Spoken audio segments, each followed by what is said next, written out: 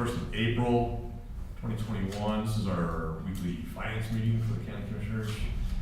And we'll start off, we do have draft minutes in hand from our last meeting, April 14. And I'll entertain a motion.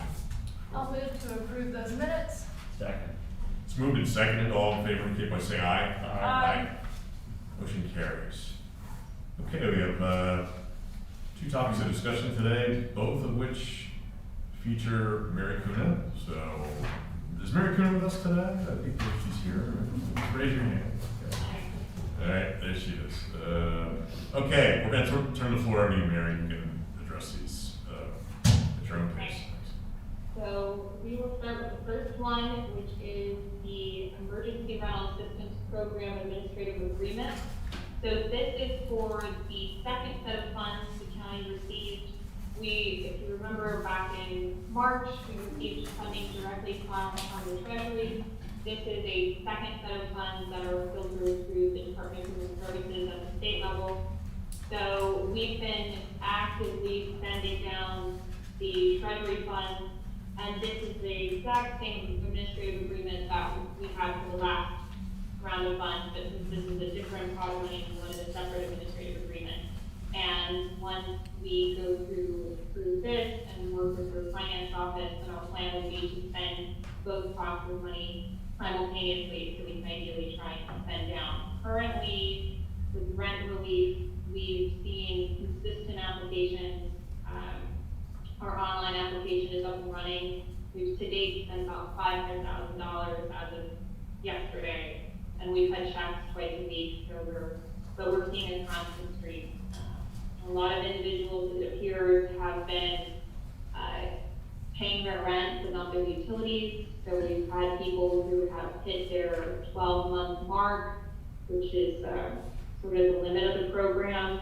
But there seems to be a lot of consistent need out there. So we've had some pretty good buy-in from the landlord and tenant community. But we're still doing a lot of outreach. We have one staff member who's at multiple locations around the county, and she's been having a great deal of success working with individuals who just don't have access to computers, and they come in, she works with them to fill out applications. So it's been going fairly well. But that would be this administrative agreement. Same one as last time, it's just that this is for this separate set of funds that are being filtered through the state. Okay, do we have any questions? Everybody has a copy, and we need action on this today, so anybody wants to pose something? Yeah, make a motion to approve the Emergency Rental Assistance Program Administrative Agreement with our Housing and Redevelopment Authority. I'll second that motion. It's moved and seconded. Any further questions? Call the vote. All in favor indicate by saying aye. Aye. Motion carries. Got what you need on that? Thank you. Okay, move on to the Demolition Fund. Okay, so the county adopted a resolution 2020-23, which established the Demolition Fund, and then the following resolution designated the Redevelopment Authority to administer the Demolition Fund. This administrative agreement basically just provides the terms of that. So come up with this policy and a application process. So the demolition funds are on track to be about $250,000 by the end of the year.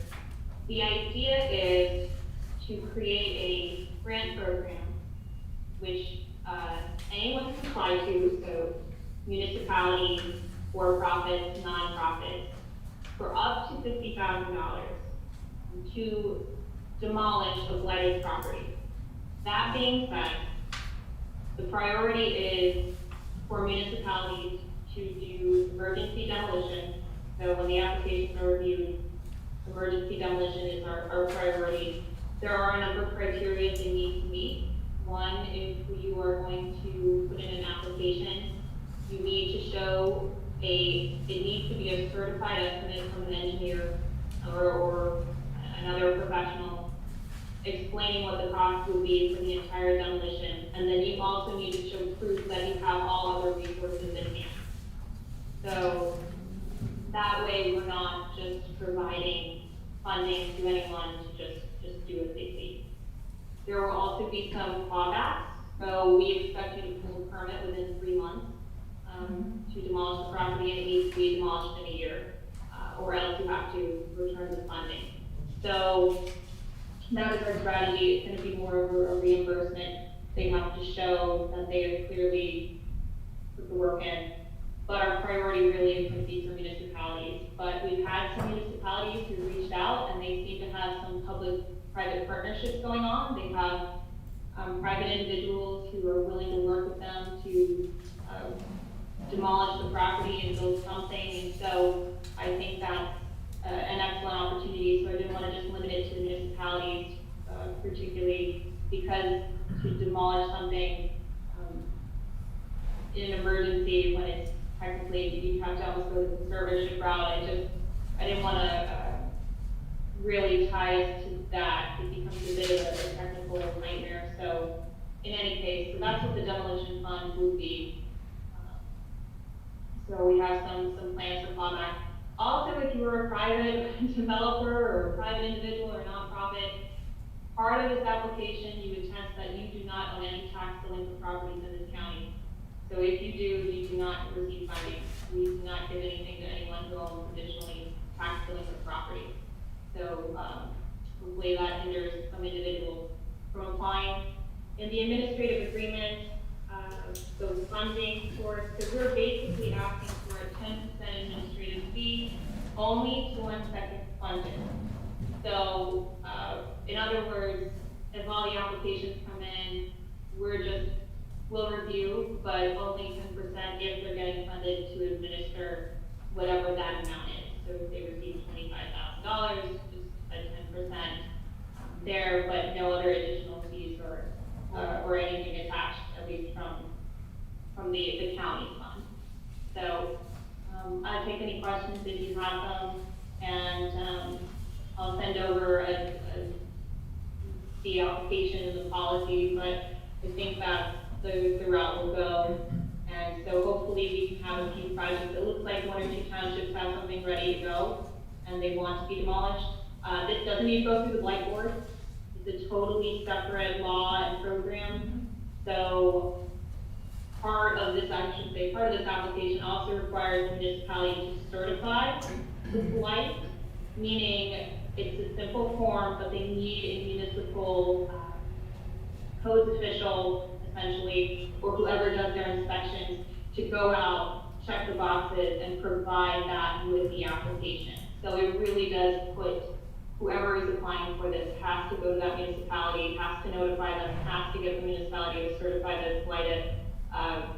Individuals just can't send us an application and say, I think my own property is blighted. We really want it to be a joint partnership. The municipality needs to know what's happening the whole time.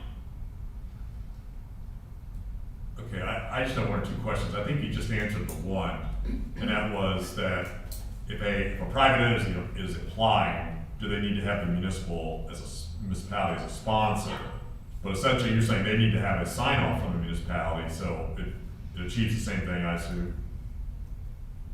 Yes, and I'm also requiring that they at least provide a notification letter to the municipality too. So while any inspector or official might be letting everyone know what they're up to, I also want a letter to be included that and then provided to that municipality. And for the municipalities, if they're applying, at least they should send a copy of their minutes where it's been discussed with their board.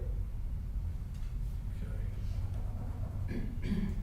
So is there any, I have no idea what the demand's gonna be like for this and what the draw available is, but so if we really want the municipalities to essentially have first dibs, do we hold any back, or is there any way to assure that there are gonna be private entities that essentially exhaust it and then there's nothing left for the municipalities? Yeah, I think part of this is gonna be just general outreach to municipalities first and really pushing it with them to start getting their ideas in line. And the truth is, everything in here says contingent on demand, so I think we would probably hold applications, with private developers, unless of course it's, set to go, and they have municipal backing, and they have a plan. Some of the priorities, listing them out, emergency demolition with municipalities is absolutely critical and key. Then we go into if they have private or, public-private partnerships, that would be the next priority, and then, of course, for-profits, nonprofits, but ideally, if they're going to be redeveloping something, our hope would be that it would be, or demolishing something, our hope would be that they do some sort of digital development, unless it's not feasible, it's just a side yard. Do those emergency, We'll hold that. those emergency demolitions that you talk about, do those happen very quickly and unexpectedly, or I mean, most municipalities have a good sense of where their blight is and such, but sometimes there are events that suddenly dump this problem in the municipality's lap. So do we hold any reserve back specifically for emergency demolitions? Yeah, I'm planning on holding at least, a good 25% of whatever we have Okay. for that, no matter what happens. So we're not gonna overextend ourselves, too much, because yes, things do happen. And as long as the municipality follows the proper protocol, it should be fine, that we have enough there. So we're gonna keep a whole separate part of the pot for that.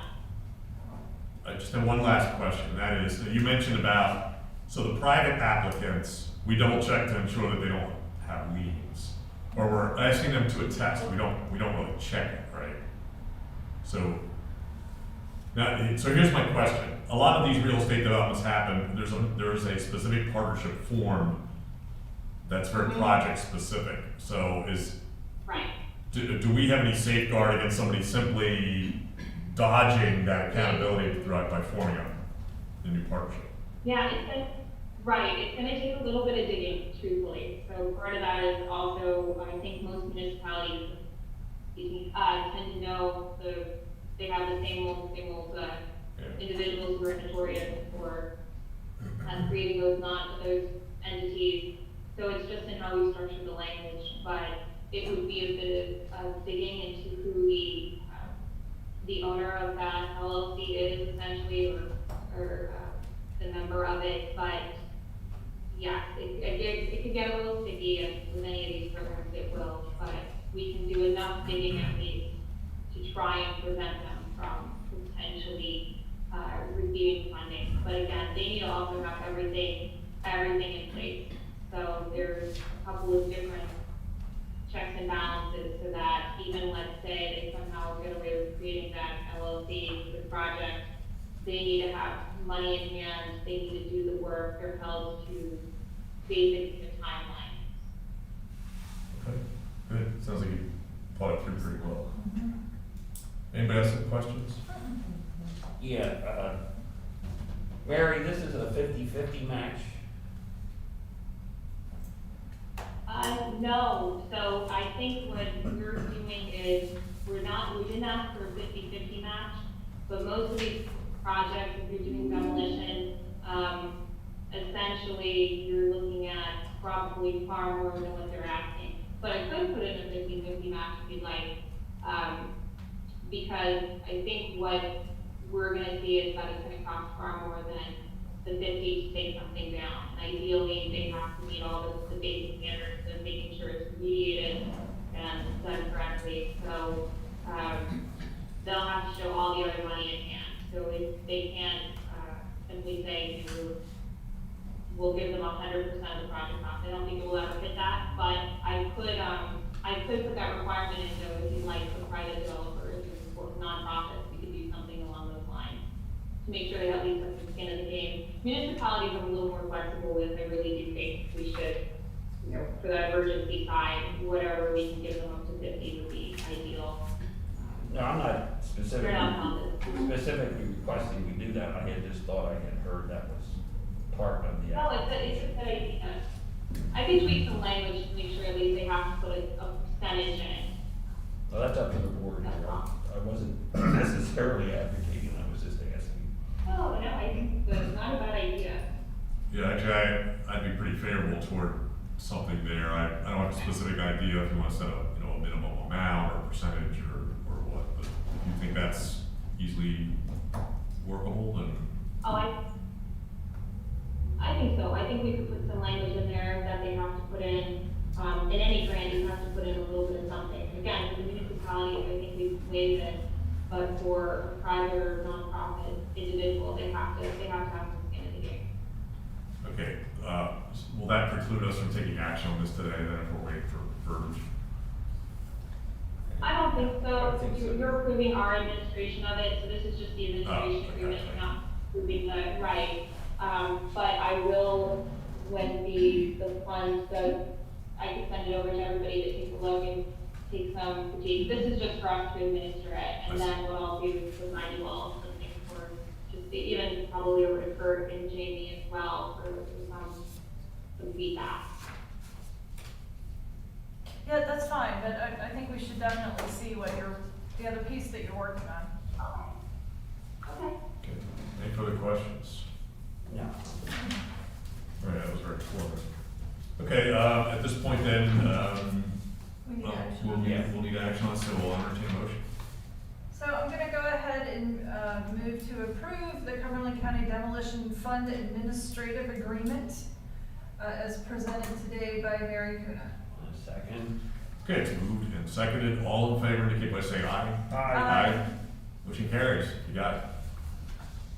Thank you, appreciate it. Yeah. Anything else for us? That's it for now. That's good.